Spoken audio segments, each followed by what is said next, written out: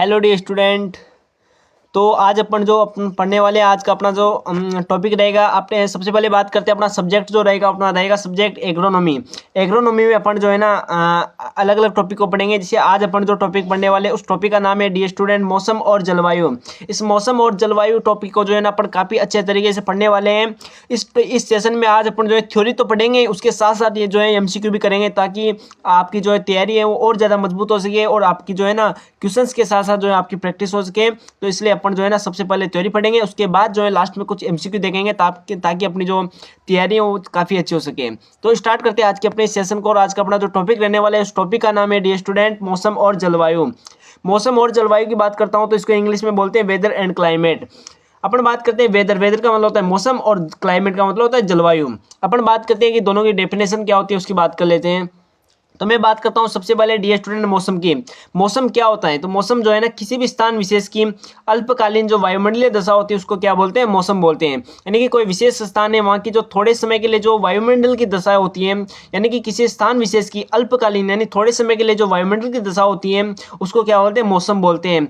मौसम जो है एक ग्रीक भाषा का शब्द है और आप जानते हैं कि मौसम जो है ना किसी एक घंटे में बदल सकता है, किसी एक दिन में बदल सकता है और जो है ना थोड़े समय में बदल सकता है। तो याद रखना है मौसम जो है थोड़े समय के लिए होता है, थोड़े समय में परिवर्तित हो सकता है और थोड़े समय के लिए जो यानी अल्पकालीन जो वायुमंडलीय दशा होती है उसी को क्या बोलते हैं? मौसम बोलते हैं। नेक्स्ट आगे बात करते हैं अपन। एक शब्द आता है कि मीटरोलॉजी। मीटरोलॉजी का मतलब क्या होता है कि यदि मौसम है उस मौसम का अपन अध्ययन करें, मौसम के बारे में अपन स्टडी करें, उसको बोलते हैं मौसम विज्ञान। क्या बोलते हैं? मौसम विज्ञान या मीटरोलॉजी बोलते हैं अपन। और ये जो मौसम विज्ञान और जो वेदर यानी कि जो मीटरोलॉजी और जो वेदर शब्द है ये कौन सी भाषा का शब्द है? ग्रीक भाषा का शब्द है। कि अपन को पता चल गया कि मीटरोलॉजी में लॉजी शब्द आ रहा है, इसलिए कौन सा हो जाएगा? ग्रीक भाषा का शब्द हो जाएगा।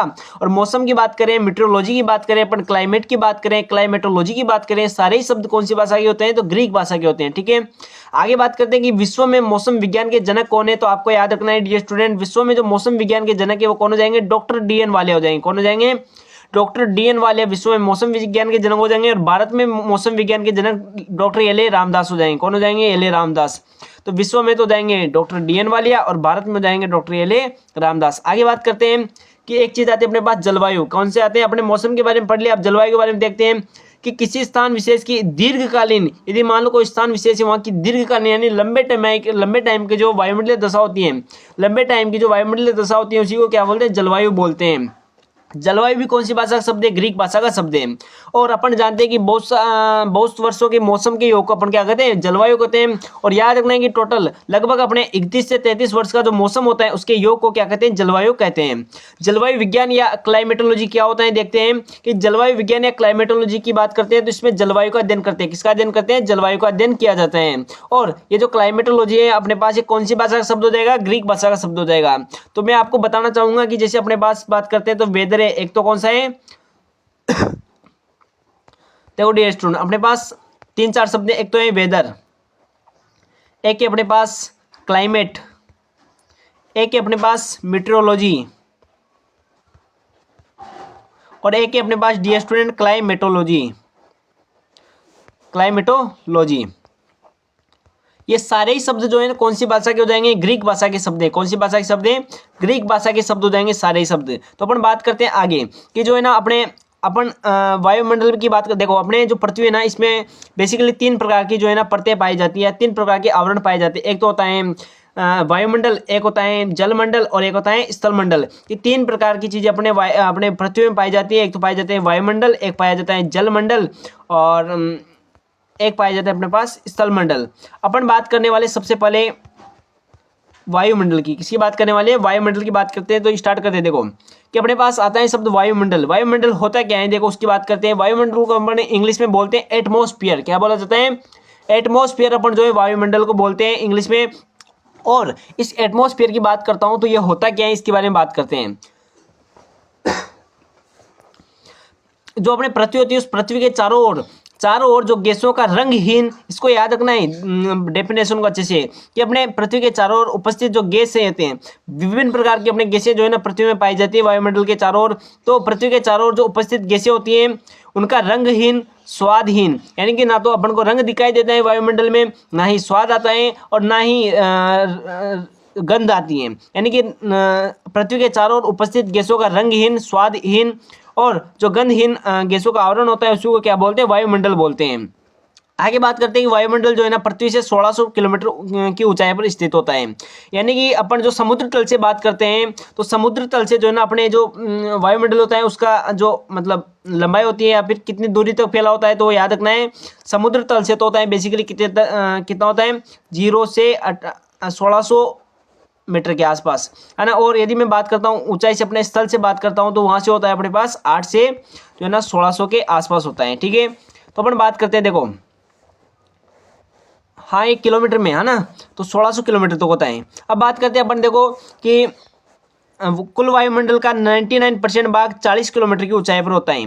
कि अपन जानते हैं देखो 1600 किलोमीटर ये तो अपने 0 किलोमीटर है और यहाँ से जाते हैं ये 1600 किलोमीटर, और ये कौन सा हो जाएगा अपने पास, कौन सा मंडल है, तो याद रखना है ये हो जाएगा अपने पास वायुमंडल। इस वायुमंडल की बात करता हूँ तो इसमें 0 से लगाकर 40 किलोमीटर तक, यानी 40 किलोमीटर तक जो जितना भी आता है अपने एरिया उसमें लगभग 99% जो वायुमंडल है यहीं पे आ जाता है और बाकी बचाओ उसमें आता है, यानी कि 40% यानी कि 40 किलोमीटर एरिया में जो है ना अपने 99% वायुमंडल आता है।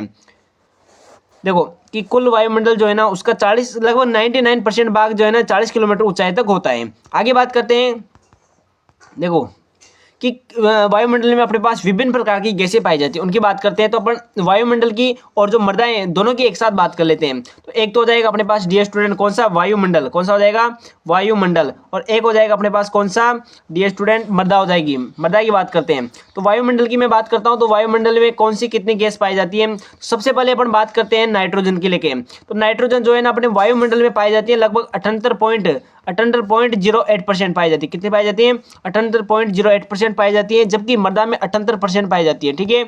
आगे बात करते हैं CO2 को लेकर। जो CO2 है अपने CO2 कितनी पाई जाती है वायुमंडल में, तो CO2 के बारे में आपको याद रखना है कि CO2 वायुमंडल में कितनी पाई जाती है, तो याद रखना है 0.03%, जबकि अपने पास मृदा में कितनी पाई जाती है, तो 0.25 से 0.30% पाई जाती है। और ये लगभग मृदा में जो है ना वायुमंडल की तुलना में CO2 लगभग 8 से 10 गुना अधिक पाई जाती है। आगे बात करते हैं कि अपने वायुमंडल में CO2 पाई जाती है 0.03%, लेकिन मैं बात करता हूँ डियर स्टूडेंट वर्तमान में कुछ डेटा है, उन डेटा के अकॉर्डिंग बात करते हैं तो उनमें जो है ना CO2 का स्तर जो है ना कितना बताया गया है, CO2 का जो परसेंट कितना बताया गया है वो अपने पास 0.04% बताया गया है। यानी कि जो CO2 की मात्रा है वो बढ़ रही है अपने कहाँ पे, वायुमंडल में बढ़ रही है।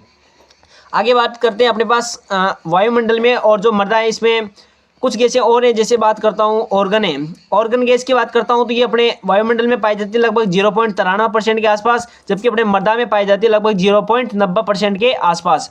फिर बात करता हूँ एक दो गैसें और है, जैसे ऑक्सीजन की बात कर लेते हैं। तो ऑक्सीजन जो है ना अपने वायुमंडल में कितनी पाई जाती है, तो देखो वायुमंडल में जो ऑक्सीजन है वो पाई जाती है लगभग 20.95%। कितनी पाई जाती है, तो याद रखना है वायुमंडल में जो ऑक्सीजन है वो पाई जाती है 20.95%, या बोल लो अपन इसको बोलते हैं 21%। कितने बोलते हैं, 21%।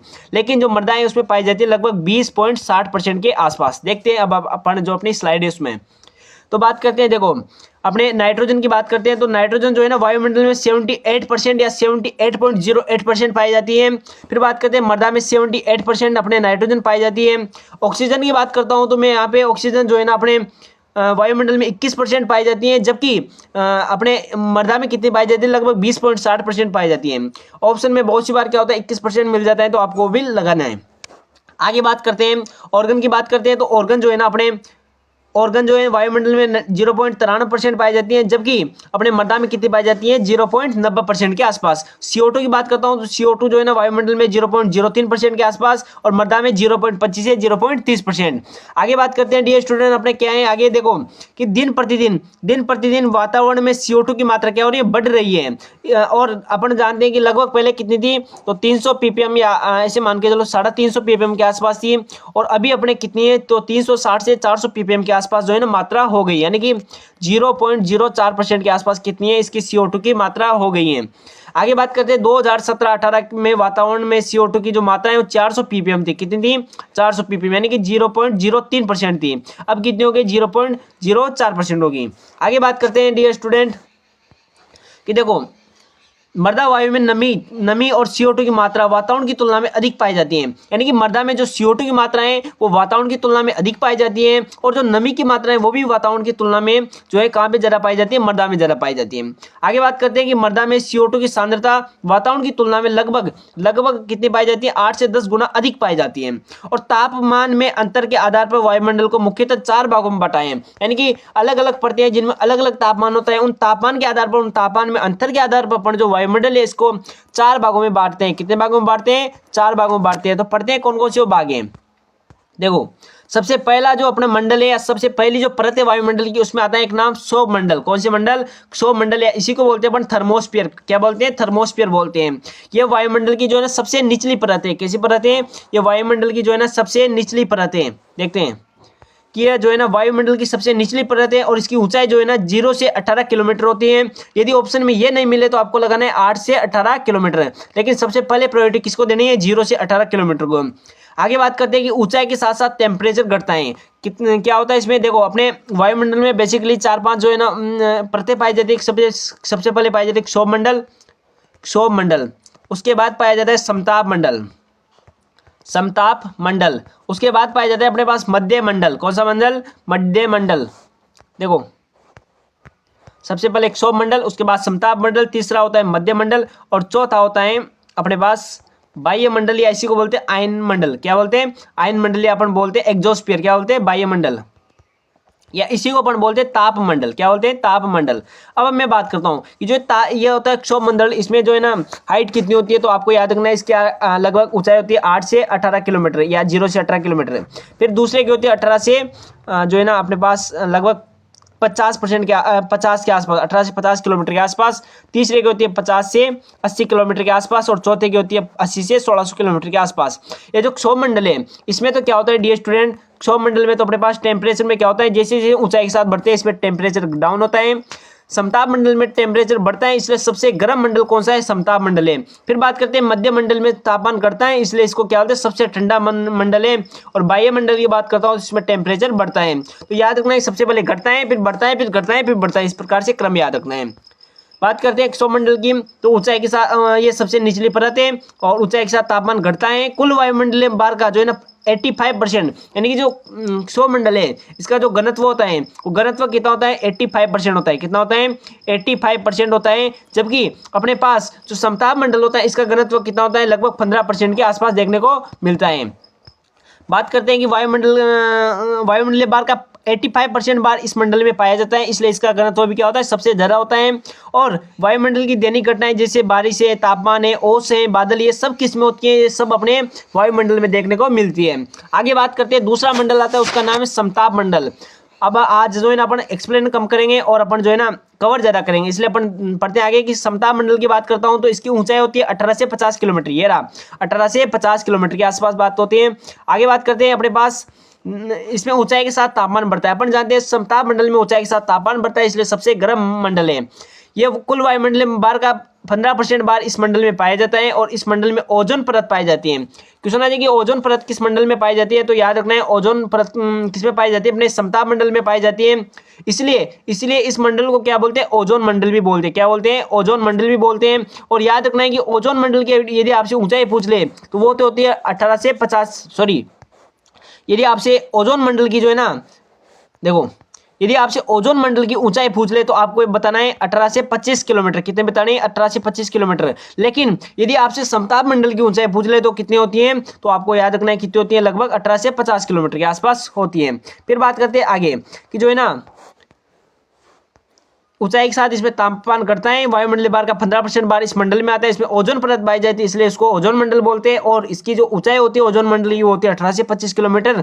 और ये जो ओजोन परत है हानिकारक और जो पराबैंगनी किरणें होती है उनसे जो है ना पृथ्वी पर रक्षा करती है, इसलिए इसको क्या बोलते हैं? ओजोन मंडल के नाम से जानते हैं। आगे बात करते हैं अपने नेक्स्ट मंडल आता है कौन सा? मध्य मंडल। इस मध्य मंडल की बात करते हैं डियर स्टूडेंट, ये मध्य मंडल इसको बोलते हैं मीजोस्फीयर। जबकि अपने समताप मंडल को क्या बोलते हैं इंग्लिश में? ये रहा स्ट्रेटोस्फीयर बोलते हैं। इसको क्या बोलते हैं? स्ट्रेटोस्फीयर बोलते हैं। ये रहा स्ट्रेटोस्फीयर। जबकि मध्य मंडल को क्या बोलते हैं? मीजोस्फीयर बोलते हैं। आगे बात करते हैं मीजोस्फीयर इसको बोला जाता है, इसकी जो ऊंचाई होती है, ऊंचाई इसकी 50 से 80 किलोमीटर होती है, और ऊंचाई के साथ तापमान घटता है, इसलिए सबसे ठंडा मरुस्थल है। कैसा है? सबसे ठंडा जो है ना मंडल है, मरुस्थल नहीं, सबसे ठंडा मरुस्थल है। आगे बात करते हैं, नेक्स्ट मंडल आते हैं अपने पास ताप मंडल, इसी को बोलते हैं अपन थर्मोस्फीयर। इसमें ऊंचाई जो है ना 80 किलोमीटर से अधिक होती है, अपन बोलते हैं 80 से 1600 किलोमीटर के आसपास ऊंचाई देखने को मिलती है। नेक्स्ट आगे बात करते हैं अपन आयन मंडल। कौन सा मंडल? अपन ने 3 कंप्लीट कर लिया। सबसे पहला पढ़ लिया अपन ने क्षोभ मंडल पढ़ लिया, उसके बाद अपन ने समताप मंडल पढ़ लिया, उसके बाद मध्य मंडल पढ़ लिया, और नेक्स्ट मंडल है अपने पास आयन मंडल। इसी आयन मंडल को अपन ताप मंडल भी कहते हैं, है ना। तो बेसिकली अपन बहुत सी बार तो क्या होता है अलग अलग करके पढ़ते हैं और बहुत सी बार एक में पढ़ लेते हो। अपन एक में देख लेते हैं जो आयन मंडल है। इस आयन मंडल की मैं बात करता हूँ तो जो आयन मंडल है ये मंडल मध्य मंडल के ऊपर पाया जाता है। कि अपन ने पढ़ा ये रहा मध्य मंडल। देखो सॉरी, अपने बहुत सी बार क्या होता है ताप मंडल को अलग पढ़ते हैं, आयन मंडल को अलग पढ़ते हैं, लेकिन बहुत सी बार अपन एक भी पढ़ते हैं तो बहुत सी बार अपन को एक ही देखने को मिलता है और बहुत सी बार अलग अलग देखने को मिलता है। तो यदि मैं बात करता हूँ अलग अलग की बात करता हूँ तो जो है ना मध्य मंडल आता है। मध्य मंडल के बाद कौन सा आता है? ताप मंडल। बहुत सी बार अपन ताप मंडल की कोई अपन क्या बोलते हैं? आयन मंडल बोलते हैं।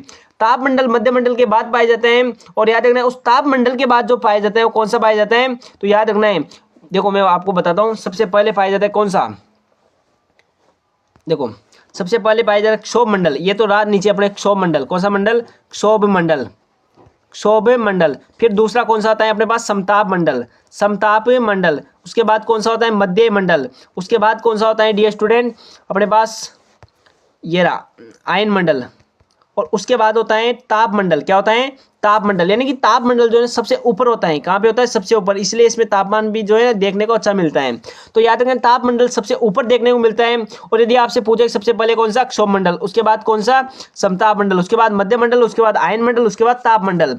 ये पहला, ये दूसरा, ये तीसरा, ये चौथा है और ये पांचवा। याद रखना है कि जो यदि आपसे पूरे आयन मंडल कहाँ पे पाया जाता है तो ये पाए जाते हैं अपने पास मध्य मंडल के तो ऊपर, और जो ताप मंडल इसके नीचे पाया जाता है। तो ये रहा। अपन बात करें आयन मंडल की तो आयन मंडल जो है ना मध्य मंडल के तो ऊपर तथा ताप मंडल के कहाँ पे पाया जाता है? नीचे पाया जाता है। यह मंडल के इस मंडल के द्वारा रेडियो प्रसारण, रिमोट सेंसिंग का अधिक कार्य किया जाता है। रिमोट सेंसिंग क्या होती है? तो रिमोट सेंसिंग का मतलब होता है कि किसी भी चीज़ के बारे में अपन उसको बिना छुए उसके बारे में देखते हैं, उसकी जाँच करते हैं। जैसे अपन बहुत सी बार देखते हैं ना पहाड़ियों पर खनिजों की खोज की जाती है तो बिना छुए की जाती है, मशीनों के द्वारा की जाती है, उसी को बोलते हैं अपन रिमोट सेंसिंग। फिर आगे बात करते हैं कि ऊंचाई के साथ वायुमंडलीय तापमान क्या होता है?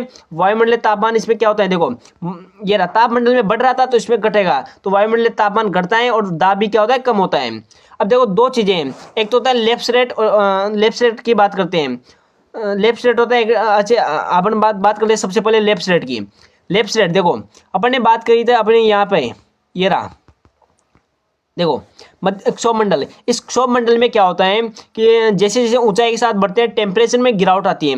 कितनी गिरावट आती है? तो याद रखना है 6.5 डिग्री सेंटीग्रेड प्रति किलोमीटर के हिसाब से देखने को मिलती है। तो उसी को बोलते हैं अपन लेफ्ट रेट। यानी ऊंचाई के साथ तापमान का घटना क्या कहलाता है और घटना और बढ़ना क्या कहलाता है? लेफ्ट रेट कहलाता है। लेकिन बेसिकली क्या होता है? तापमान घटता है। और ये किससे संबंधित है लेफ्ट रेट? तो आपको यदि ऑप्शन में मंडलों के नाम पूछे तो आपको क्षोभ मंडल बताना है। और यदि बेसिक क्वेश्चन पूछे तो जो तापमान है उसका घटना बढ़ना क्या कहलाता है? लेफ्ट रेट कहलाता है। लेफ्ट रेट का मान कितना होता है? 6.5 डिग्री सेंटीग्रेड प्रति किलोमीटर के हिसाब से होता है। और शुष्क वायु का जो लेफ्ट रेट होता है वो होता है 10 डिग्री सेंटीग्रेड प्रति किलोमीटर के आसपास। आगे बात करते हैं कुछ देखो ये अपने पास इसको बोलते हैं क्षोभ मंडल को बोलते हैं ट्रोपोस्फियर और इसको बोलते हैं स्ट्रेटोस्फियर। स्ट्रेटोस्फियर और ट्रोपोस्फियर यानी कि जो क्षोभ मंडल और समताप मंडल इसके बीच एक सीमा होती है, उस सीमा को या उस रेखा को क्या बोलते हैं अपन? तो उसको बोलते हैं अपन ट्रोपोपोज। यानी कि ट्रोपोस्फियर और एक स्ट्रेटोस्फियर इसके बीच की जो सीमा पाई जाती है उसको बोलते हैं ट्रोपोपोज। क्या बोलते हैं? ट्रोपोपोज। और जो अपने पास स्ट्रेटोस्फियर यानी समताप मंडल और ये जो मध्य मंडल इनके बीच में जो सीमा पाई जाती है उसको बोलते हैं स्ट्रेटोपोज। क्या बोलते हैं? स्ट्रेटोपोज बोलते हैं। तो बात करते हैं ट्रोपोपोज यानी क्षोभ मंडल तथा समताप मंडल को मिलाने वाली जो रेखा है उसको बोलते हैं ट्रोपोपोज। इस प्रकार में इस परत में किसी भी प्रकार का परिवर्तन नहीं होता है। आगे बात करते हैं एक होता है अपने पास एक और छूट गया इसमें स्ट्रेटोपोज होता है। वो क्या होता है? देखो एक होता है ट्रोपोपोज। ट्रोपोपोज आप जानते हो ट्रोपोपोज क्या होता है? एक होता है स्ट्रेटोपोज।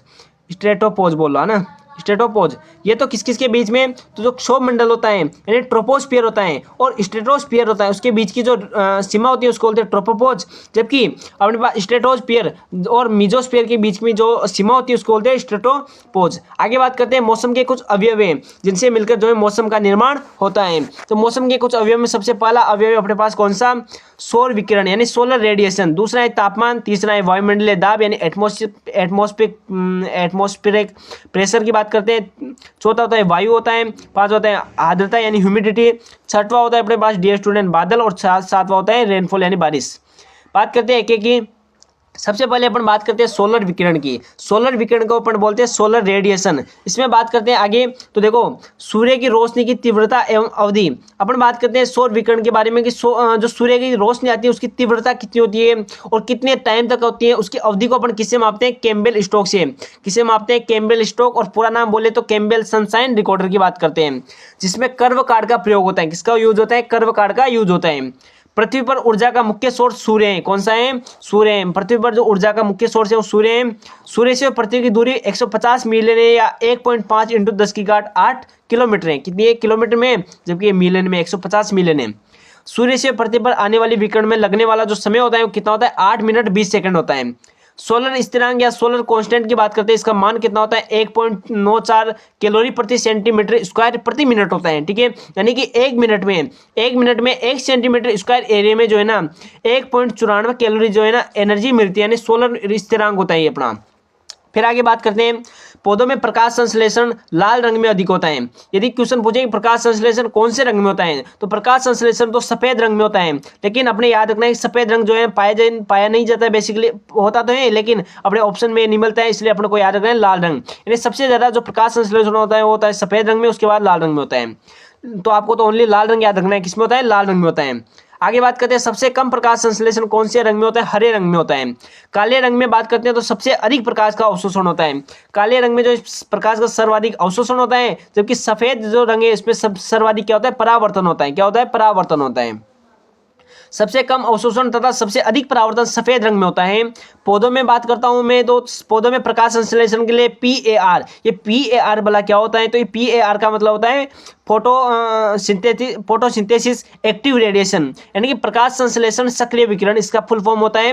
और इसका जो मान होता है प्रकाश संश्लेषण के लिए उपयुक्त PAR का मान कितना होता है, तो वो होता है 400 से 700 नैनोमीटर। कितना होता है, ये 400 से 700 नैनोमीटर है, माइक्रो MM नहीं है, ये नैनोमीटर क्या है, नैनोमीटर है। और यदि इसको माइक्रोमीटर में बात करें तो 0.4 से 0.7 माइक्रोमीटर होता है। सबसे अधिक एल्बिडो का मतलब क्या होता है, एल्बिडो का मतलब होता है, देखो एल्बिडो का मतलब होता है कोई भी, जैसे मान लो ये पृथ्वी है, पृथ्वी पर जैसे मान लो ये तो अपने क्या है, पृथ्वी है, इधर क्या है, अपने सूर्य है। इस सूर्य से पृथ्वी पर जो रेखाएं जो किरणें आती हैं वो किरणें यदि मान लो टकरा कर वापस चली जाती हैं तो उन वापस जाने वाली किरणों को बोलते हैं अपन एल्बिडो, यानी कि परावर्तन को क्या बोलते हैं अपन, एल्बिडो बोलते हैं। ये तो क्या है, आपतित किरणें, और ये कौन सी किरणें हैं, ये परावर्तित किरणें हैं। तो अपन बात करते हैं सर्वाधिक जो एल्बिडो होता है, सर्वाधिक जो परावर्तन होता है कौन से रंग में होता है, सफेद रंग में होता है। सफेद रंग में बात करता हूं तो कौन सा आता है, जैसे अपने बर्फ होता है। सर्वाधिक एल्बिडो पूछे तो किसका होता है, बर्फ का होता है। बर्फ का रंग सफेद होता है, इसलिए इसका सर्वाधिक एल्बिडो होता है। कितना होता है, 94% होता है। और सबसे कम जो होता है ना अपने पास एल्बिडो किसका होता है, चारकोल का होता है, क्योंकि चारकोल जो है ना बिल्कुल ब्लैक कलर का होता है, इसके लिए इसका जो एल्बिडो का मान होता है वो सबसे कम होता है। कितना होता है, 4%। और एल्बिडो का मान सर्वाधिक किसमें होता है, बर्फ पे होता है। कितना होता है, 94% के आसपास। आगे बात करते हैं, ये तो अपने पहला कंप्लीट हो गया, कौन सा, सोलर रेडिएशन यानी सौर विकिरण। दूसरा अपने पास अवयव आता है मौसम का, वो आता है कौन सा, तापमान। तापमान की बात करता हूं तो तापमान जो है थर्मोमीटर से मापते हैं। दिन का सर्वाधिक तापमान कितने बजे होता है, तो 2 PM पर होता है। कब होता है, 2 PM पर होता है। अब 2 PM पर क्यों होता है, इसका कारण देखो कि जो सूर्य की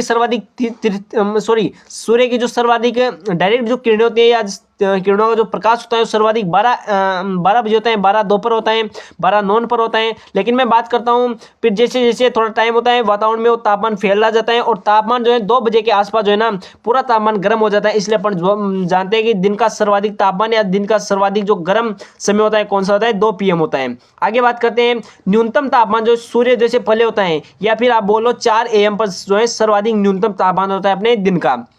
अब कुछ तापमापी उनके द्वारा अपन तापमान का मापन करते हैं, जिसमें सबसे पहले आता है न्यूनतम तापमापी। न्यूनतम तापमापी क्या होता है, जिसमें तापमान मापने के लिए इसका उपयोग करते हैं। और न्यूनतम कितना तापमान है उसको मापने के लिए अपन दिन में कितना न्यूनतम तापमान है उसको मापने के लिए किसका यूज करते हैं, न्यूनतम तापमापी का।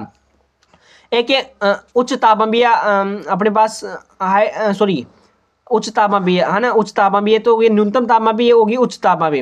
उच्च तापमापी की बात करता हूं तो न्यूनतम का तो अपन न्यूनतम तापमान के लिए ज्ञात करते हैं, जबकि उच्च तापमापी के द्वारा अपन दिन का अधिकतम तापमान ज्ञात किया जाता है। और एक होता है मृदा तापमापी, इसमें मृदा का तापमान ज्ञात किया जाता है। तो अपन बात करते हैं, देखो न्यूनतम तापमापी में अल्कोहल भरा होता है। क्या भरा होता है, अल्कोहल भरा होता है। देखो ये तो न्यूनतम है, लेकिन नाम तुम में तो न्यूनतम आ रहा है, लेकिन इसमें अक्सर कौन सा है, बड़ा है, यानी अल्कोहल है। जबकि अपने पास उच्च में तो नाम में तो उच्च आ रहा है, लेकिन यहाँ पे छोटा अक्षर है, दो ही अक्षर का नाम यानी पारा। ऐसे याद रख सकते हो कि उल्टा होते हैं, उच्च यानी कि निम्न, उच्च का मतलब पारा छोटा अक्षर वाला, और न्यून यानी कि ज्यादा अक्षर वाला यानी अल्कोहल, यानी कि न्यूनतम तापमान में तो अल्कोहल भरा होता है, जबकि उच्च तापमान में पारा भरा होता है।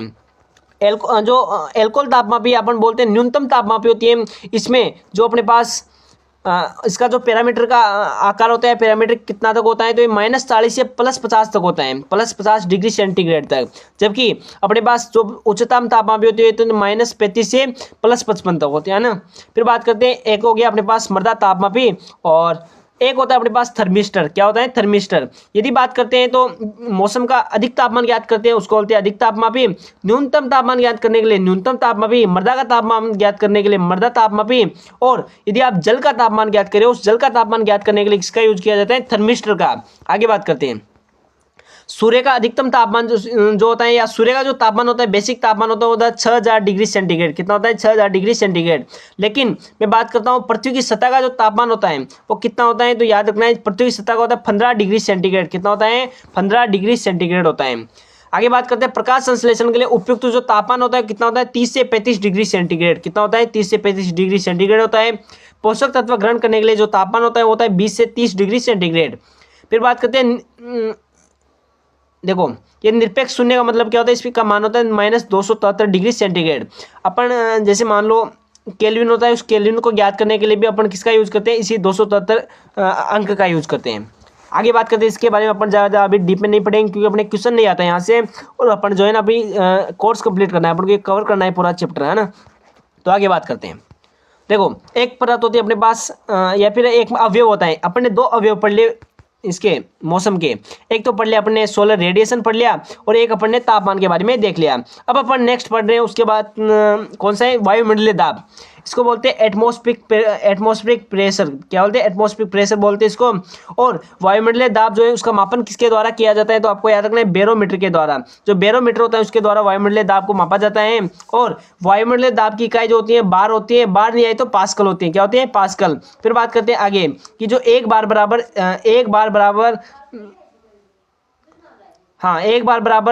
जो है ना अपने पास 1 लाख जो है ना पास्कल होता है। कितना होता है, 1 लाख पास्कल, है ना। आगे बात करते हैं पवन यानी वायु की बात करें तो जो पवन है, वायु बहती हुई हवा को पवन कहते हैं, यानी बहती हुई हवा है उसको क्या बोलते हैं, पवन बोलते हैं। वायु जिस दिशा से आ रही है, देखो दो दिशाएं होती हैं, एक तो होती है जिधर से हवा आ रही है और जिधर जा रही है। ये तो है जिधर से आ रही है हवा, और ये जिधर जा रही है हवा। इस जिधर से आ रही है हवा है ना, इसको बोलते हैं विंडवार्ड। क्या बोलते हैं, विंडवार्ड। जबकि जिधर हवा जा रही है उसको बोलते हैं लीवार्ड। क्या बोलते हैं, लीवार्ड बोलते हैं। तो जिधर से हवा आ रही है उस दिशा को बोलते हैं विंडवार्ड साइड, और जिधर से हवा जा रही है उसको बोलते हैं, डियर स्टूडेंट, उसको बोलते हैं अपन लीवार्ड बोलते हैं। वायु की गति एनीमोमीटर के द्वारा मापते हैं, और वायु की जो दिशा है, वायु की दिशा मापते हैं अपन विंड वेन के द्वारा। यानी कि वायु की गति या वायु का वेग मापने तो किसके द्वारा, एनीमोमीटर के द्वारा, और वायु की दिशा मापते हैं किसके द्वारा, विंड वेन के द्वारा। आगे बात करते हैं, एक शब्द आता है लू क्या होता है, देखो कि इस मई जून के माह में जो है ना अपने पश्चिमी दिशा से, यानी उत्तर पूर्वी जो राजस्थान है या जो उत्तरी राजस्थान है, उत्तरी भारत है, उसमें जो पश्चिमी दिशा से जो गर्म हवाएं आती हैं उन गर्म हवाओं को लू कहते हैं। ये मुख्यतः छोटे फल तथा फूलों को हानि पहुंचाती है। यानी कि जो छोटे फल होते हैं, कोमल फल फूल होते हैं, सब्जियां होती, कोई भी छोटी शाक होती है, उसको जो है ना लू हानि पहुंचाती है। आगे बात करते हैं शीतलहर। ये शीतलहर जो है ना कब आती है, दिसंबर जनवरी में आती है, और उत्तर दिशा से आने वाली ठंडी हवाओं को क्या बोलते हैं, शीतलहर बोलते हैं। ये भी जो है ना फसलों को हानि पहुंचाने का काम करती हैं। आगे बात करते हैं, अपने पास अपने 4 जो है ना अवयव पढ़ लिए मौसम के। सबसे पहला पढ़ लिया अपने सोलर रेडिएशन, ये रहा सबसे पहले पढ़ लिया अपन ने सोलर रेडिएशन, दूसरा पढ़ लिया अपन ने तापमान, तीसरा पढ़ लिया अपन ने कौन सा, ये रहा वायुमंडलीय दाब, एटमॉस्फेरिक प्रेशर, चौथा पढ़ लिया अपन ने पवन यानी हवा के बारे में अपन ने पढ़ लिया, चौथा अपन ने पढ़ लिया चौथा पढ़ेंगे, चार पढ़ लिया। देखो अपन ने पवन पढ़ लिया, वायुमंडलीय दाब पढ़ लिया, अपन ने तापमान पढ़ लिया, इसके अलावा अपन ने जो सोलर रेडिएशन है उसके बारे में पढ़ लिया। अपन चौथा पढ़ लिया। अब पांचवी की बात करें, आर्द्रता। क्या होता है आर्द्रता?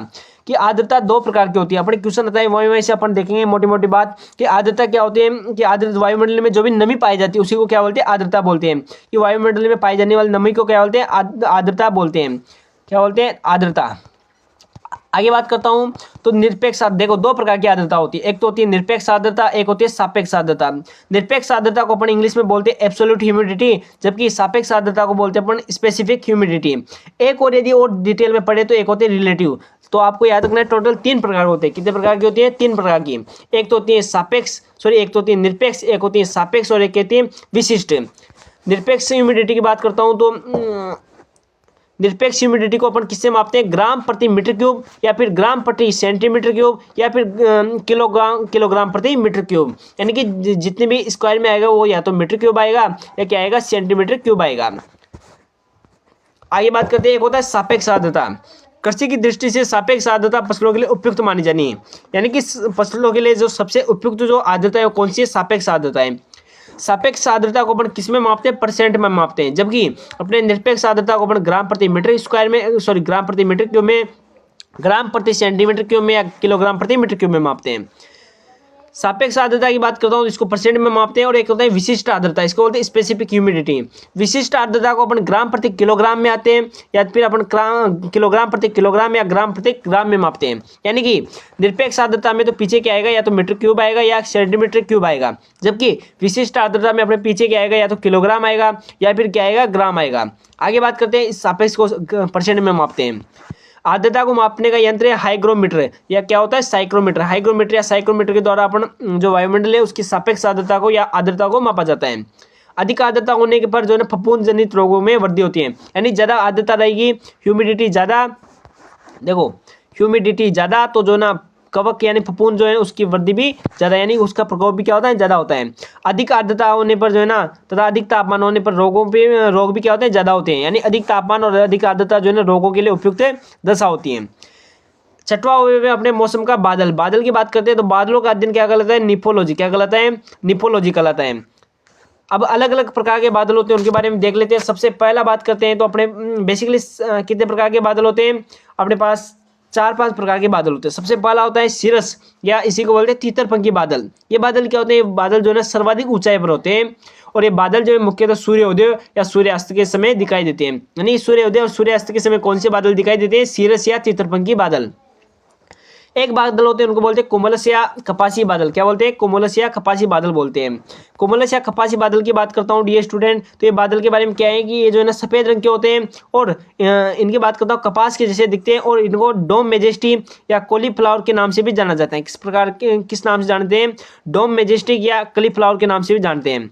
एक होता है निम्बो स्टेटस बादल, ये बरसाती बादल होते हैं। एक होते हैं कुमुलो निम्बस बादल, जिनको बोलते हैं थंडरिंग, यानी कि जो थंडर स्टॉर्म होती है उसके लिए उत्तरदायी होती हैं। और ये बादल जो है ना अधिक बिजली गरजने तथा तूफान के लिए क्या होते हैं, उत्तरदायी होती हैं। आगे बात करते हैं बादलों को जो है ना अपन ओक्टा से मापते हैं। किससे मापते हैं, ओक्टा से मापा जाता है।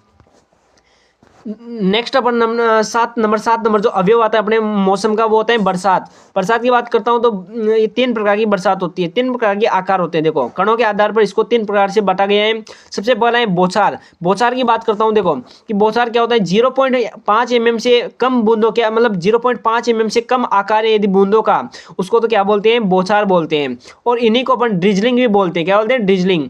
और यदि मान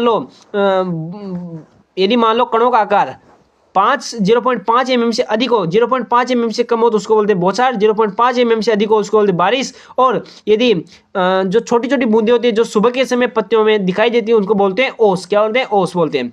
ओस मापने का यंत्र कौन सा है, ड्रोसोमीटर है। कौन सा है, ड्रोसोमीटर। ड्रोसोमीटर के द्वारा किसका मापन किया जाता है, ओस का मापन किया जाता है। आगे बात करते हैं पाला। पाला क्या होता है, देखो पाला की बात करता हूँ तो ये मुख्यतः फसलों के लिए नुकसानदायक होता है। क्या होता है? नुकसानदायक होता है। पाले से ग्रसित फसलों की पत्तियां पीली पड़ जाती है और उसमें जो कोशिकाएं होती है वो सिकुड़ जाती है। और पाले से क्या होता है? सबसे पहले तो उसमें घनत्व में वृद्धि होती है। घनत्व में जैसे वृद्धि होती है तो जो कोशिकाएं होती है वो फट जाती है। फटने से जो है ना कोशिका की मृत्यु हो जाती है और कोशिकाएं की जो कोशिकाएं वो लटक जाती है, सड़ जाती है, फिर नष्ट हो जाती है और पीली भी पड़ जाती है। उसी के कारण पड़ती है। किसके कारण? पाले के कारण। क्योंकि अपन जानते हैं बर्फ का जो है ना घनत्व बढ़ जाता है। जैसे बर्फ पानी को अपन बर्फ में कन्वर्ट करते हैं तो उसका घनत्व बढ़ जाता है। तो पानी में जिस पौधे में उपस्थित जो भी नमी है, जो भी पानी है, वो बर्फ में बदल जाएगा। और जैसे ही बर्फ में बदलेगा तो इसका आकार बदलेगा, इसका आकार बढ़ेगा, इसका घनत्व बढ़ेगा, इसका आयतन बढ़ेगा। इसका आयतन बढ़ेगा तो क्या होगा? कोशिका फट जाएगी और क्या होगा? कोशिका ग्रसित यानी कोशिका पीली पड़ जाएगी या नष्ट हो जाएगी। आगे बात करते हैं पाले से बचने के लिए उपाय क्या कौन कौन से हैं। कि एक तो है 0.1% H2SO4 यानी सल्फ्यूरिक अम्ल का यूज कर लो, या फिर आप कर लो यूज 1000 ml को जो है ना 1000 लीटर जल में घोलते हैं। यानी कि देखो अपन किसका यूज करते हैं पाले से बचने के लिए? 0.1% सल्फर का यूज करते हैं, यानी सल्फ्यूरिक अम्ल का यूज करते हैं। और इसमें क्या करते हैं कि 1000 ml जो सल्फ्यूरिक अम्ल होता है उसको 1000 लीटर जल में घोलते हैं। और फसलों में और क्या कर सकते हैं? अपन धुआं कर सकते हैं, यानी कि पाले से बचने के लिए अपन धुआं ना कर सकते हैं। इसके अलावा सिंचाई कर सकते हैं फव्वारा विधि के द्वारा। इसके अलावा एक और रसायन होता है, उसका नाम होता है डाइमिथाइल सल्फो ऑक्साइड। क्या नाम होता है? Dimethyl sulpho oxide. इस रसायन का भी उपयोग अपन किससे बचने के लिए करते हैं? पाले से बचने के लिए उपयोग करते हैं। इसकी कितनी मात्रा काम में लेते हैं? तो इसकी मात्रा जो है ना 75 ग्राम यानी 75 ग्राम जो है ना प्रति 1000 लीटर जल में इसका यूज किया जाता है। अब मैं बात करता हूँ पाले की बात करें तो पाले से जो पाले के प्रति संवेदनशील कुछ फसलें या कुछ अपन बात कर लेते हैं फसलें या कुछ और फल वृक्ष उनके बारे में बात कर लेते हैं। तो पाले के प्रति संवेदनशील जो अपने पास फल वृक्ष होते हैं उसमें आते हैं, एक तो आता है पपीता। कौन सा आता है? पपीता। तो उसके बाद आता है आंवला। उसके बाद कौन सा आता है? आंवला। उसके बाद आता है डियर स्टूडेंट अमरूद। कौन सा आता है? अमरूद। तो ये आपको याद रखना है। फिर बात करता हूँ इसके अलावा सोलेनेसी कुल्वी। इसके बाद कौन सा आता है? सोलेनेसी कुल। जो सोलेनेसी कुल्वी होते हैं वो भी क्या होता है? पाले के प्रति संवेदनशील होता है। इसके अलावा पपीता है, आंवला है, अमरूद है ना। फिर बात करता हूँ कि जो फसलों में बात करता हूँ तो जैसे कपास है, सूरजमुखी है, क्या होती हैं? पाले के प्रति संवेदनशील फसलें होती हैं। आगे बात करते हैं ओला। हाँ, याद रखना है कि देखो ये इधर अपने फलों में तो आंवला है, पपीता है, अमरूद है, याद रखना है। जबकि अपने पास फसलों में कपास है, सूरजमुखी, इनको याद रखना है। ओला क्या होता है कि मुख्य रूप से इसका प्रकोप रबी की फसल में होता है और रबी की फसल को भी इससे सर्वाधिक नुकसान होता है। अब दो प्रकार के दिन होते हैं, एक तो होता है बरसाती दिन। क्या होता है? बरसाती दिन। और एक होता है फसल बरसाती दिन। कौन सा दिन? फसल बरसाती दिन। फसल बरसाती दिन। बरसाती दिन की बात करता हूँ तो क्या होता है कि यदि मान लो 24 घंटे में या पूरे दिन भर में 24 घंटे में यदि मान लो 24 घंटे में 2.5 mm से ज़्यादा बारिश हो रही है, उसको तो बोलते हैं अपन बरसाती दिन। यदि 24 घंटे में देखो यदि 24 घंटे में 2.5 mm से जो है ना ज़्यादा बारिश हो रही है, उसको तो बोलते हैं अपन फसल बरसाती दिन। क्या बोलते हैं? फसल बरसाती दिन। और यदि 2.5 mm से देखो दोबारा से देखो कि यदि 2.5 mm से ज़्यादा बारिश हो रही है 24 घंटे में, उसको बोलते हैं बरसाती दिन। और 5 mm से यदि ज़्यादा बारिश हो रही है उसको बोलते हैं फसल बरसाती दिन। क्या बोलते हैं? फसल बरसाती दिन बोलते हैं। तो याद रखना है, दो चीज़ें होती है, बरसाती दिन और फसल बरसाती दिन। बरसाती दिन की बात करता हूँ तो क्या होते हैं? ऐसे दिन जो कि जिनमें 24 घंटे में 2.5 mm से ज़्यादा बारिश होती है उनको बोलते हैं बरसाती दिन। और जिनमें 5 mm से 24 घंटे में जो है ना 5 mm से ज़्यादा बारिश होती है उसको बोलते हैं फसल बरसाती दिन। क्या बोलते हैं? फसल बरसाती दिन बोलते हैं। तो अपन बात करते हैं अपनी स्लाइड में कि बरसाती दिन क्या होता है कि एक दिन में 2.5 mm से अधिक वर्षा या इससे अधिक वर्षा का होना क्या कहलाता है? बरसाती दिन। और फसल बरसाती दिन क्या होता है कि एक दिन में 5 mm या इससे ज़्यादा बारिश का होना क्या कहलाता है? फसल बरसाती दिन कहलाता है। जो बारिश की मात्रा होती है, वर्षा की मात्रा को अपन रेन गेज के द्वारा मापते हैं। किसके द्वारा मापते हैं? रेन गेज के द्वारा। और जो रेन गेज होता है उसका आकार कितना होता है? तो 127 mm इंटू 30 mm, यानी कि चौड़ाई तो इसकी 127 mm, चौड़ाई तो इसकी 127 mm और गहराई होती है इसकी 30 सेंटीमीटर। कितनी होती है? 30 सेंटीमीटर होती है। आगे बात करते हैं, वर्षा को मुख्यतः 8:30 AM और 2 PM पर मापा जाता है। यानी बारिश को अपन मापने जा रहे हैं तो कब मापना चाहिए? तो या तो सुबह 8:30 AM में मापो या फिर कब मापो? 2 PM पर, है ना। आगे बात करते हैं, एक होते हैं आर्टिफिशियल रेन यानी कृत्रिम वर्षा।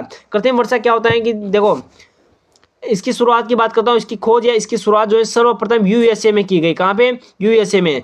इसमें दो प्रकार के रसायन को यूज करते हैं। एक तो होता है AgCl, कौन सा होता है AgI, यानी कि एक तो होता है सिल्वर आयोडाइड, एक होता है सोडियम क्लोराइड। यदि मान लो ठंडे बादल है तो ठंडे बादलों में किसका यूज करते हैं, सिल्वर आयोडाइड का, यानी ठंडे बादलों में अपन किसका यूज करते हैं, सिल्वर आयोडाइड का, जबकि गर्म बादलों में किसका यूज करते हैं, सोडियम क्लोराइड का यूज करते हैं। और आगे बात करते हैं अपन, एक होता है अम्लीय वर्षा। अम्लीय वर्षा क्या होता है कि जो है ना वर्षा के जल का पीएच अम्लीय होना, यानी 7 से कम होना, या अपन बात करें 5.5 से 5 के मध्य होना।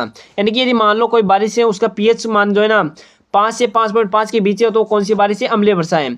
अम्लीय वर्षा का पीएच 4 या 4 से कम होता है, यानी इससे कम भी हो सकता है या फिर ये भी हो सकता है। अम्लीय वर्षा के लिए जो गैसें उत्तरदायी होती हैं वो बेसिकली दो गैसें होती है, एक तो होती है NO2 गैस और एक होती है SO2 गैस। यदि गैसें पूछे तो ये होती है NO2 और SO2, और यदि अम्ल पूछे तो कौन सा हो जाएगा, एक तो हो जाएगा नाइट्रिक अम्ल जिसको बोलते हैं HNO3, यानी NO2 से बना नाइट्रिक अम्ल, और SO2 से बना H2SO4। यानी कि यदि मान लो गैसें पूछे तो अम्लीय वर्षा के लिए कौन कौन सी गैसें जिम्मेदार है, तो गैसों में तो एक तो हो जाएगी NO2 और एक हो जाएगी SO2। लेकिन यदि बात करते हैं अम्ल पूछे तो एक तो हो जाएगा HNO3 और एक हो जाएगा H2SO4। अम्लीय बारिश के क्या क्या नुकसान हो सकते हैं उनके बारे में बात कर लेते हैं। तो जो है ना इससे क्या हो जाता है, मृदा अम्लीय हो जाती है, फसलों का भी उत्पादन क्या हो जाता है, कम हो जाता है, और जो ताजमहल की दीवारें हैं वो भी अम्लीय वर्षा के कारण जो है ना खराब हो रहे हैं, उनका रंग जो है ना हल्का पड़ रहा है। आगे बात करते हैं मौसम का पूर्वानुमान लगाना है पहले से ही कि किस प्रकार से आने वाले दिनों में किस प्रकार का मौसम रहेगा। तो उसके लिए 3 प्रकार के मौसम पूर्वानुमान जो है ना अपने पास दिखाई गई है। 3 प्रकार के मौसम पूर्वानुमान होते हैं। सबसे पहला होता है लघु अवधि मौसम पूर्वानुमान, एक होता है मध्यम अवधि पूर्वानुमान, एक होता है दीर्घ अवधि मौसम पूर्वानुमान। लघु अवधि में अपन जो है 3 दिन से कम के लिए या 3 दिन के लिए जो अपन मौसम का अनुमान लगाते हैं उसको बोलते हैं लघु मौसम अनुमान। यदि बात करें 3 से 10 दिन के लिए मौसम का अनुमान लगाते हैं उसको बोलते हैं मध्यम मौसम पूर्वानुमान। और दीर्घ मौसम पूर्वानुमान की बात करते हैं इसमें 10 दिन से अधिक के लिए ये मान्य होता है। फिर बात करता हूँ ये दीर्घ मौसम पूर्वानुमान होता है, इसका उपयोग अपन जो है फसल चक्र के निर्धारण हेतु कर सकते हैं। इसके निर्धारण हेतु फसल चक्र जो है उसके निर्धारण हेतु इसका उपयोग किया जाता है। कौन से मौसम पूर्वानुमान का, दीर्घ मौसम पूर्वानुमान का। जो लघु मौसम पूर्वानुमान है इसका जो मुख्यालय है वो पुणे महाराष्ट्र में, दीर्घ का भी कहाँ पे, पुणे महाराष्ट्र में, यानी लघु और दीर्घ का कहाँ है, पुणे में, जबकि जो अपने मध्यम मौसम पूर्वानुमान है इसका मुख्यालय कहाँ पे, नई दिल्ली में। आगे बात करते हैं कुछ गैसें होती है जो कि हरित ग्रह प्रभाव को जो है ना बढ़ाती है। हरित ग्रह प्रभाव क्या होता है कि विभिन्न गैसों के कारण जो है वायुमंडल में तापमान में वृद्धि होती है, उसी को बोलते हैं हरित ग्रह प्रभाव या ग्रीन हाउस प्रभाव इसको बोलते हैं। तो हरित ग्रह प्रभाव या ग्रीन हाउस प्रभाव की बात करते हैं तो पृथ्वी पर हरित ग्रह गैसों के कारण तापमान बढ़ने को क्या कहते हैं, हरित ग्रह प्रभाव कहते हैं। हरित ग्रह गैसों के लिए बेसिकली 4 जो है गैसें जिम्मेदार होती हैं। कौन कौन सी होती हैं, सबसे पहले होती है CO2। देखो सबसे पहली गैस कौन सी होती है, CO2। दूसरी होती है CH4। तीसरी होती है कौन सी, देखो सबसे पहली CO2, दूसरी होती है CH4, तीसरी होती है CFC। कौन सी होती है, CFC। और चौथी होती है N2O। यदि मैं बात करूँ सबसे सर्वाधिक जो है ना गैस कौन सी पाई जाती है, CO2 पाई जाती है, उसके बाद कौन सी पाई जाती है, CH4 पाई जाती है, उसके बाद CFC पाई जाती है, और उसके बाद N2O पाई जाती है। तो क्या हो गया, मात्रा के आधार पर क्रम हो गया, है ना। फिर यदि मैं बात कर रहा हूँ कि हानि कौन सी जरा पहुंचा रही है, तो हानि के आधार पर सर्वाधिक जो ना हानि पहुंचाती है अपने पास CFC, सर्वाधिक हानि पहुंचाती है CFC, उसके बाद N2O, उसके बाद हानि पहुंचाती है अपने पास CH4, और उसके बाद अपने पास CO2। यानी सबसे कम हानि कौन सी पहुंचाती है, CO2, और सबसे ज़्यादा हानि पहुंचाती है CFC। सबसे ज़्यादा पाई जाती है वायुमंडल में CO2 और सबसे कम पाई जाती है N2O। यही बात इसमें देखो कि देखो हरित ग्रह गैस जो है ना CO2, CH4, CFC, N2O और ओजोन गैस और जल वाष्प इनके लिए जिम्मेदार होता है। आगे बात करते हैं इनका ये क्रम या इनकी मात्रा की बात कर लेते हैं। तो CO2 जो है ना, ये CO2 वायुमंडल में कितने पाई जाती है, तो हरित ग्रह गैस के लिए सर्वाधिक जिम्मेदार गैस कौन सी होती है, सर्वाधिक जिम्मेदार तो गैस होती है, देखो यदि मात्रा के आधार पर पूछे तो सबसे पहले CO2, फिर यदि मान लो आपके पास नुकसान के आधार पर पूछे तो CFC। तो याद रखना है CO2 गैस जो है ना ये 60% के आसपास पाई जाती है इसकी मात्रा, और CH4 की 20% के आसपास, CFC की होती है 14% और N2O की होती है 6% के आसपास। लेकिन नुकसान की बात करते हैं तो सर्वाधिक नुकसान आपको ये मात्रा परसेंटेज वाली याद नहीं रखनी है, बस बाहर की याद रखो। 60% CO2 का होता है मात्रा, CH4 की 20% होती है, CFC की 14% होती है और N2O की 6% होती है। नुकसान की बात करें सर्वाधिक नुकसान जो है CFC का होता है, फिर N2O का होता है, फिर CH4 का होता है, फिर CO2 का होता है। याद रखने के लिए कैसे रख सकते हैं, तो देखो सर्वाधिक कौन सी पाई जाती है, CO2, कौन सी पाई जाती है, CO2। उसके बाद C से CO2 से CH4, यानी 2 अक्षर वाली CO2 फिर CH4, फिर 3 अक्षर वाली आएगी यानी कि CFC, कौन सा, CFC, यानी एक साथ तो CC वाले आएंगे, लेकिन सबसे पहले 2 अक्षर वाले, फिर आएंगे 3 अक्षर वाले। फिर बात करते हैं उसके बाद होते हैं CFC के बाद सबसे कम आनी पहुंच जाती है अपने पास N2O। लेकिन मैं बात करता हूँ जो है ना, ये तो मात्रा के आधार पर इनका क्रम हो गया कि सबसे ज़्यादा CO2 पाई जाती है, उसके बाद CH4, उसके बाद CFC, उसके बाद N2O। लेकिन अपन से पूछ ले कि सर्वाधिक हानि कौन सी पहुंच जाती है, तो अपन को जो CFC है इसको उठा के यहाँ लाना है, यानी कि CFC, कौन सी है, CFC। उसके बाद अपन को पीछे से कम करते हुए लाना है, यानी कि उसके बाद N2O, उसके बाद कौन सा CH4, और उसके बाद कौन सा CO2 पाया जाता है। आगे बात करते हैं मानसून। मानसून क्या होता है, देखो मानसून जो है ना, मानसून जो है ना अरबी भाषा का शब्द है। मानसून कौन सी भाषा का शब्द है, अरबी भाषा का शब्द है। भारत में मुख्यतः मानसूनी प्रकार की जलवायु पाई जाती है, यानी मानसून के आधार पर जलवायु पाई जाती है, और मानसून के द्वारा जो बारिश होती है उनको बोलते हैं मानसूनी वर्षा, और मानसूनी वर्षा अपने यहाँ पे पाई जाती है, और मानसूनी प्रकार की क्या पाई जाती है, जलवायु पाई जाती है भारत में, यानी मानसून के द्वारा ही जो है ना जलवायु का निर्धारण होता है। आगे बात करते हैं विश्व में औसत जो वर्षा होती है 1000 mm होती है, यानी विश्व में जो बारिश की मात्रा होती है कितनी होती है, औसत 1000 mm। यदि मैं बात करता हूँ भारत में कितनी होती है, 1194 mm। कितनी होती है, 1194 mm। कई ऑप्शन में मान लो 1200 मिल जाए तो 1200 लगाना है। और राजस्थान की जो औसत वार्षिक वर्षा होती है 575 mm। कितनी होती है, 575 mm। ये इकाई याद रखनी है आपको, 575 mm होती है, सेंटीमीटर नहीं होते, बहुत सी बार सेंटीमीटर भी देखने को मिलता है। आगे बात करते हैं मानसून दो प्रकार के होते हैं, एक तो होता है दक्षिणी पश्चिमी मानसून, एक होता है दक्षिणी पूर्वी मानसून। कौन कौन सा होता है, दक्षिणी पश्चिमी, एक होता है उत्तरी पूर्वी मानसून। एक तो होता है दक्षिणी पश्चिमी मानसून, एक तो है उत्तरी पूर्वी मानसून। दक्षिणी पश्चिमी मानसून की बात करता हूं तो इसके द्वारा जो है ना भारत में सर्वाधिक वर्षा होती है। भारत में सर्वाधिक बारिश किसके द्वारा होते हैं, दक्षिणी पश्चिमी मानसून के द्वारा। और कितनी होती है, तो लगभग 75 से 80% के आसपास। आगे बात करते हैं दक्षिण पश्चिम मानसून जो है सर्वप्रथम केरल में प्रवेश करता है, और कब करता है, 1 जून को करता है। कब करता है, 1 जून को करता है। इसीलिए केरल को जो है ना मानसून का क्या बोलते हैं, प्रवेश द्वार बोला जाता है। और राजस्थान में जो है ना मुख्यतः दक्षिणी पश्चिमी मानसून के द्वारा बारिश प्राप्त होती है। ये जो दक्षिणी पश्चिमी मानसून है 2 प्रकार का है, एक तो है अरब सागर का मानसून और एक है बंगाल की खाड़ी का मानसून। सबसे पहले बात करते हैं अरब सागर की बात करते हैं। अरब सागर जो है ना इससे जो है ना राजस्थान में बात करते हैं तो कुल 80% बारिश होती है। और ये मानसून जो है ना इस मानसून से दिल्ली में जो है ना बारिश ज़्यादा होती है। जबकि बंगाल की खाड़ी वाला मानसून की बात करता हूँ तो जो है ना अपने पास देखो ये आपको थोड़ा सा उल्टा है। इसमें भारत में बात करें तो जो अरब सागर की शाखा है इसके द्वारा 80% बारिश होती है और दिल्ली में सर्वाधिक बारिश होती है। और बंगाल की खाड़ी द्वारा भारत में 20% बारिश होती है। लेकिन राजस्थान में बात करता हूँ तो 90% जो बारिश है तो होती है वो होती है बंगाल की खाड़ी के द्वारा, और जो 10% बारिश होती है वो किसके द्वारा होती है, अरब सागर के द्वारा होती है। उत्तरी पूर्वी मानसून की बात करता हूँ तो इससे जो है ना भारत में 15% बारिश होती है। इस मानसून के द्वारा तमिलनाडु और आंध्र प्रदेश में सर्वाधिक वर्षा होती है। और उत्तरी जो 10 से 15% बारिश हो रही है ना वो इसी राज्य में हो रही है, एक तो तमिलनाडु और एक आंध्र प्रदेश में। आगे बात करते हैं उत्तर भारत में आने वाली वर्षा को जो है ना माउट कहते हैं, यानी पश्चिमी विक्षोभ के द्वारा जो बारिश होती है शीत ऋतु में उसको बोलते हैं माउट। क्या बोलते हैं, माउट बोलते हैं। यानी उत्तर भारत में जो आने वाली बारिश होती है उसको बोलते हैं माउट। और माउट के लिए कौन सा जिम्मेदार है, उत्तर पूर्वी मानसून, जो कि रबी की फसलों के लिए सर्वाधिक क्या होता है, लाभदायक होता है। इसलिए माउट को क्या बोलते हैं, गोल्डन ड्रॉप बोलते हैं। क्या बोलते हैं इसको, गोल्डन ड्रॉप बोलते हैं। क्या बोलते हैं, गोल्डन ड्रॉप के नाम से जाना जाता है, जो कि गेहूं और सरसों ऐसी फसलों के लिए क्या होता है, लाभकारी होता है। माउट का जो मुख्य कारण होता है पश्चिमी विक्षोभ होता है। आगे बात करते हैं बेस तापमान, यानी अलग अलग फसलों के लिए अलग अलग तापमान होता है।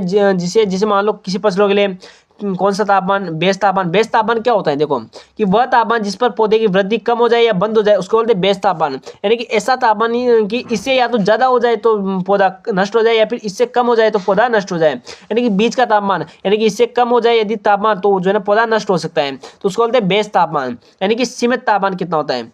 तो बात करते हैं बेस तापमान। रबी की फसलों के लिए जो बेस तापमान होता है तो 4 डिग्री सेंटीग्रेड। कितना होता है, 4 डिग्री सेंटीग्रेड। खरीफ की फसलों के लिए जो बेस तापमान होता है 10 डिग्री सेंटीग्रेड। और जो अपने पास गेहूं का जो बेस तापमान होता है वो कितना होता है, 4.5 डिग्री सेंटीग्रेड। अपन जाते हैं रबी का कितना होता है, 4 डिग्री सेंटीग्रेड। तो रबी में अपने गेहूं पाई जाती है, लेकिन इसका थोड़ा सा ज़्यादा होता है। कितना होता है, 4.5 डिग्री सेंटीग्रेड क्या होता है, इसका बेस तापमान होता है। खरीफ का होता है 10 डिग्री सेंटीग्रेड और रबी का होता है 4 डिग्री सेंटीग्रेड। यानी कि इस तापमान से यदि कम तापमान होता है तो क्या होता है, पौधे की जो वृद्धि होती है वो रुक जाती है, पौधा जो है ना नष्ट हो जाता है और पौधे की वृद्धि क्या हो जाती है, बंद हो जाती है। आगे बात करते हैं सबसे लंबा दिन कब होता है। सबसे लंबा दिन किस दिन होता है, तो 21 जून को सबसे लंबा दिन होता है। सबसे लंबी रात यानी सबसे छोटा दिन कब होता है, तो 21 सितंबर को होता है, सॉरी 21 दिसंबर को होता है। और यदि दिन और रात की बात करते हैं बराबर कब होते हैं, तो ये होता है 21 मार्च को, और कब होता है 23 सितंबर को। एक तो होता है 21 मार्च को और एक होता है 23 सितंबर को। अब कुछ इंपॉर्टेंट बिंदु हैं उनके बारे में देख लेते हैं कि कुछ संस्थान या कुछ संगठन है उनके बारे में देख लेते हैं कि एक कहता है सबसे पहले WMO का मतलब होता है वर्ल्ड मेट्रोलॉजिकल ऑर्गेनाइजेशन, यानी कि विश्व मौसम विज्ञान संगठन। ये कहाँ पे हो जाएगा WMO, ये जिनेवा स्विट्जरलैंड, जिनेवा में हो जाएगा। कहाँ में हो जाएगा, जिनेवा में, और जिनेवा पड़ता है स्विट्जरलैंड में, यानी कि जिनेवा स्विट्जरलैंड में अपने WMO का क्या हो जाएगा, संगठन यानी इसका संस्थान हो जाएगा। आगे बात करते हैं, एक आता है IMD को बोलते हैं अपन इंडियन मेट्रोलॉजिकल डिपार्टमेंट, है ना। ये कहाँ पे हो जाएगा, भारतीय मौसम विज्ञान विभाग की बात करते हैं पुणे महाराष्ट्र में। इसकी स्थापना 1875 में होती है और वर्तमान में कहाँ पे, दिल्ली में। इसकी स्थापना हुई थी 1875 में और तब कहाँ पे था, पुणे महाराष्ट्र में। अभी कहाँ पे, वर्तमान में नई दिल्ली में। फिर बात करते हैं IMD के बाद IMD हो गया। नेक्स्ट बात करते हैं योजना आयोग के अनुसार भारत में कुल जो जलवायु खंड, सस्य जलवायु खंड वो 15 है, जबकि राजस्थान में कितने हैं, 10 हैं। कितने हैं, 10 हैं। NARP का मतलब होता है नार्प या ICR के अनुसार भारत में कुल सस्य जलवायु खंड कितने होते हैं, 127 होते हैं। कितने होते हैं, 127 नहीं मिले तो फिर आपको लगाना 131। कितना लगाना है, 131। राजस्थान में कुल जो सस्य जलवायु खंड होते हैं 10 होते हैं। और एक होता है national bureau of soil science and land use planning. इसके अनुसार बात करता हूं तो भारत में जो कुल पारिस्थितिक क्षेत्र होते हैं वो कितने होते हैं, एग्रो इकोलॉजिकल जो जोन होते हैं वो कितने होते हैं, 20 होते हैं या फिर 21 होते हैं। ICR के अनुसार जो भारत में कुल पारिस्थितिक कृषि जो क्षेत्र होता है वो कितना होता है, 8 होते हैं। राजस्थान का अधिकतर जो भाग है भारत के 14वें जलवायु खंड यानी पश्चिमी शुष्क क्षेत्र में आता है। और मौसम वेधशाला की बात करता हूँ तो मौसम वेधशाला में छोटे यंत्र उसके गेट के पास होने चाहिए, यानी जो मौसम वेधशाला उसमें जो छोटे यंत्र रखते हैं उसको जो है ना उसके गेट के पास रखना चाहिए। आगे बात करते हैं, स्टीवेंसन स्क्रीन का जो मुंह है उत्तर दिशा में खोलना चाहिए और लटकता हुआ खोलना चाहिए। और इस स्टीवेंसन स्क्रीन का जो रंग होता है वो कौन सा होता है, सफेद रंग होता है। कौन सा होता है, सफेद रंग होता है। अब मैं बात करता हूँ स्टीवेंसन स्क्रीन की, किसकी बात करता हूँ, स्टीवेंसन स्क्रीन की बात करता हूँ तो इसमें जो है ना अपने बेसिकली जो तापमापी है वो रखा जाता है। यानी जैसे मान लो ये अपने पास क्या है, जैसे देखो ये क्या है अपने पास, जैसे मान लो कोई स्टीवेंसन स्क्रीन है। इस स्टीवेंसन स्क्रीन में जो है अलग अलग चीज़ें होती हैं। इसका जो दरवाजा खुलता है वो खुलता है उत्तर की दिशा में लटकता हुआ खुलता है। और इसमें देखो कोई भी तापमापी होगी, यदि वो भारी होगी तो उसको ऊपर थोड़ी लटकाएंगे, उसको नीचे रखेंगे। इसलिए अधिकतम तापमापी जो है ना कहाँ पे पाई जाती है, तो अभी अधिकतम जो देखो अपन बात करें, ये रहा देखो जो अधिकतम तापमापी होती है उसकी बात करता हूँ। तो अधिकतम तापमापी को कहाँ पे रखेंगे अपन, नीचे की ओर रखेंगे। जिसका ज़्यादा वजन होगा उसको नीचे की ओर रखेंगे। न्यूनतम तापमापी को अपन ऊपर की ओर रखेंगे।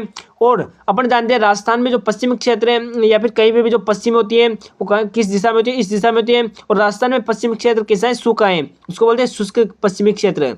और पूर्वी क्षेत्र कैसा होता है, आर्द्र होता है। यानी कि जो शुष्क बल्ब तापमापी वो किस दिशा में रखेंगे, पश्चिम दिशा में। जबकि आर्द्र बल्ब तापमापी कौन सी दिशा में रखेंगे, अपन पूर्व दिशा में रखेंगे। तो ये तो हो गया कौन सा, ये तो हो गया न्यूनतम तापमापी और ये हो गया अधिकतम तापमापी। और डी स्टूडेंट ये हो जाएगा शुष्क बल्ब तापमापी और ये हो जाएगा आर्द्र बल्ब तापमापी। तो इसके बारे में थोड़ा सा आपको याद रखना, ये हो जाएगा अपने पास स्टीवेंसन स्क्रीन। आगे बात करते हैं, देखो न्यूनतम तापमापी की बात करता हूँ तो न्यूनतम तापमापी अपन जानते हैं कि देखो नाम तो क्या आ रहा है न्यूनतम, लेकिन नाम न्यूनतम आ रहा है तो इसमें क्या बड़ा होगा, एल्कोहल बड़ा होगा, यानी बड़े अक्षरों वाला बड़ा होगा। जबकि उच्चतम तापमापी या अधिक तापमापी में जो है ना अपना क्या आता है, नाम तो क्या आ रहा है उच्च आ रहा है, लेकिन इसमें छोटी चीज बड़ी होती है, यानी पारा बड़ा होता है। फिर ठीक है, अब उच्चतम तापमापी है तो इसमें कुछ ना कुछ तो उच्च होगा, यानी इसकी जो पारस होते हैं या इसके पैरामीटर का जो लंबाई होती है, आकार होता है, कितना होता है, ये ज़्यादा होता है। यानी -35 से स्टार्ट होता है और ये होता है +55 तक, यानी इसका ज़्यादा है, -35 से हो रहा है और +55 तक। और ये माइनस जो न्यूनतम तापमान भी इसमें -40 से +50 तक होता है। मृदा में मृदा तापमापी गहराई जो है ना 5, 10 और 15 सेंटीमीटर तक होती है। यानी जो मृदा तापमापी है अपन बात करें, वो जो कर्व कार्ड लगाते हैं उनकी जो गहराई होती है कितनी होती है, 5 सेंटीमीटर, 10 सेंटीमीटर या 15 सेंटीमीटर। और किस कोण पर लगाते हैं तो याद रखना 120 डिग्री कोण पर, 120 डिग्री के कोण पर लगाते हैं। यहाँ पे सेंटीग्रेड दिया गया 120 डिग्री के कोण पर किसको लगाते हैं, तापमापी को लगाते हैं। आगे बात करते हैं अपन। अब अपने जो थ्योरी है वो अपने ज़्यादा नहीं ली, जो मोटी मोटी जहाँ जहाँ से क्वेश्चन पूछते हैं जो काम की है वो अपने सारी थ्योरी जो है ना कंप्लीट कर ली। अब अपन जो है कुछ एमसीक्यू है उनको देख लेते हैं। सबसे पहले अपने जो अपने थ्योरी पढ़ी इसी में से कुछ एमसीक्यू हो सकता है इससे बाहर कुछ एमसीक्यू हो तो उनको भी अपन देखने का प्रयास करेंगे। और स्टार्ट करते हैं अपने इस एमसीक्यू को। अपने थ्योरी कंप्लीट कर लिया है। देखो एमसीक्यू की बात करते हैं तो अपना पहला एमसीक्यू है कि मानसून कौन सी भाषा का शब्द है। मानसून कौन सी भाषा का शब्द है। पहला ऑप्शन है ग्रीक, दूसरा ऑप्शन है लैटिन, तीसरा ऑप्शन है अरबी और चौथा ऑप्शन है संस्कृत। तो अपना इसका राइट आंसर हो जाएगा, कौन सा हो जाएगा, ऑप्शन नंबर सी, यानी अरबी जो भाषा का है। अरबी भाषा का कौन सा है, मौसम है। ये अपन ने पढ़ा भी था मौसम के बारे में, मानसून के बारे में। ये रहा मानसून, मानसून अरबी भाषा का शब्द है। ठीक है, आगे बात करते हैं। नेक्स्ट क्वेश्चन है अपने पास, किसी स्थान विशेष की समय विशेष पर वातावरणीय स्थिति क्या कहलाते हैं। कि किसी स्थान विशेष की यानी किसी पर्टिकुलर स्थान की समय विशेष पर, समय बोल रहा है यानी थोड़े समय के लिए किसी विशेष समय पर जो है ना उसकी जो वातावरणीय स्थिति होती है उसको क्या बोलते हैं, मौसम बोलते हैं। क्या बोलते हैं, मौसम बोलते हैं। तो इसको बोलते हैं मौसम बोलते हैं। नेक्स्ट क्वेश्चन है अपने पास, भारतीय मौसम विज्ञान आईएमडी का मुख्यालय कहाँ पर स्थित है। यदि मैं बात करता हूँ आईएमडी का मुख्यालय तो इसका मुख्यालय हो जाएगा नागपुर में, सॉरी पुणे में। कहाँ पे जाएगा, पुणे महाराष्ट्र में जाएगा। यदि ऑप्शन में नई दिल्ली आता है कि कहाँ पर स्थित था आता तो अपने पुणे महाराष्ट्र, और कहाँ पर स्थित है तो इसका राइट आंसर फिर अपने पास नई दिल्ली होता है। क्या होता है, नई दिल्ली होता है यदि वो होता तो ऑप्शन में। और इसकी स्थापना 1875 में हुई। कब हुई, 1875 में हुई। नेक्स्ट क्वेश्चन है, राजस्थान में सर्वाधिक वर्षा वाला जिला कौन सा है। यदि सर्वाधिक वर्षा वाला जिला पूछे तो कौन सा हो जाएगा, झालावाड़। कौन सा हो जाएगा, झालावाड़। लेकिन सर्वाधिक बारिश वाला जो राजस्थान में स्थान है, स्थान पूछे तो कौन सा हो जाएगा। देखो सर्वाधिक वर्षा की बात करता हूँ राजस्थान में, तो स्थान पूछे तो कौन सा हो जाएगा, माउंट आबू। कौन सा हो जाएगा, माउंट आबू जो है ना सर्वाधिक, माउंट आबू में जो है ना राजस्थान में सर्वाधिक बारिश होती है। लेकिन जिला पूछे तो कौन सा हो जाएगा, झालावाड़। कौन सा हो जाएगा, झालावाड़। कौन सा हो जाएगा, झालावाड़ हो जाएगा। आगे बात करते हैं नेक्स्ट क्वेश्चन कि राजस्थान की औसत वार्षिक वर्षा कितनी होती है। तो अपन जानते हैं राजस्थान की कितनी होती है, 575 mm होती है। 1194 mm किसकी होती है, भारत की होती है। और 1000 mm अपने जो है विश्व की औसत वार्षिक वर्षा होती है। ये सारे क्वेश्चन ऐसे क्वेश्चन है जो अपने पिछले ईयर में आ चुके हैं। जैसे मान लो किसी जेट में आ चुके हो या फिर किसी सुपरवाइजर में एग्जाम में आ चुके हो, उन क्वेश्चन की अपन बात करें।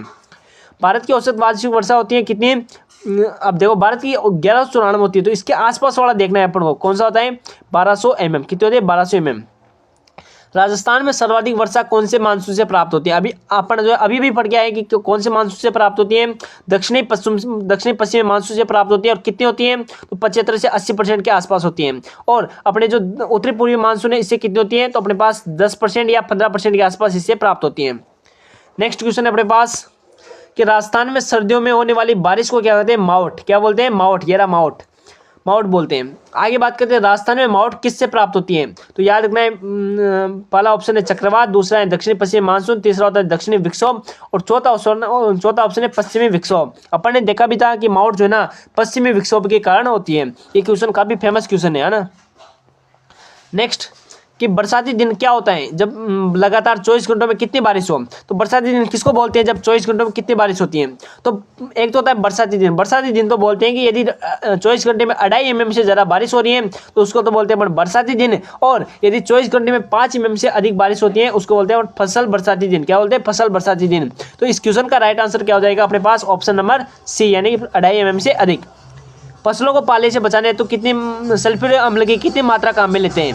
ये क्वेश्चन जो है ना अपने एग्रीकल्चर सुपरवाइजर जो कोटा हुआ था उस कोटा वाले एग्जाम में जो है ना अपने एक क्वेश्चन आया था कि फसलों को पाले से बचाने के लिए सल्फ्यूरिक अम्ल की मात्रा कितनी काम में लेते हैं। कितने लेते हैं अपन, 0.1% लेते हैं। कितने लेते हैं, 0.1% जो है काम में लेते हैं। अब यदि मान लो परसेंट को पीपीएम में बदलना हो तो कितने से गुणा करने हैं। तो देखो जैसे परसेंट है, जैसे 0.1% है, इसको यदि आप मान लो पीपीएम में बदलना है, पीपीएम में बदलने के लिए कितने से गुणा करेंगे। तो आपको याद रखना है यदि किसी भी चीज़ को पीपीएम में बदलना है तो परसेंट को किसे गुणा करते हैं, 10,000 से। किसे करते हैं, 10,000 से गुणा करते हैं।